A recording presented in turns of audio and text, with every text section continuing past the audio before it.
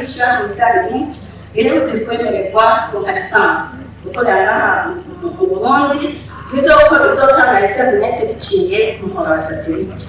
Iryo naryo riko ritegura kuza gukorera mu Burundi kugira ngo bishinge imizi maze tuzoheze turonke interinete imeze neza. Tubizeye rero yuko ubu ico kibazo kigiye gutorera umuti vuba cane muzoronka interinete.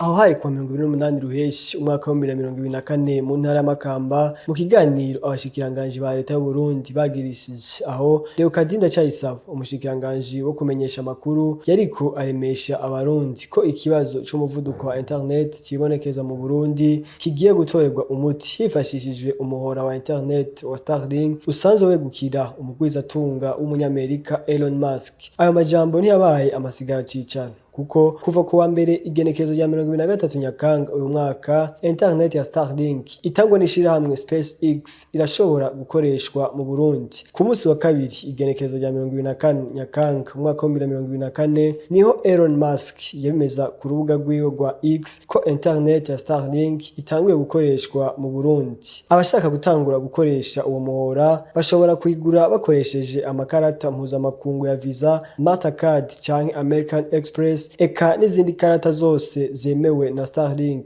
Abifuza kugura iyo internet mu mafaranga y'amarundi bategezwa kurindira ikiringo c'indwi zibiri aho azoba hashizweho umudandaza wayo mu Burundi. Mwomenya ko iyo internet ya STARLINK izanye umuvuduko wa 5G mu gihugu c'u Burundi.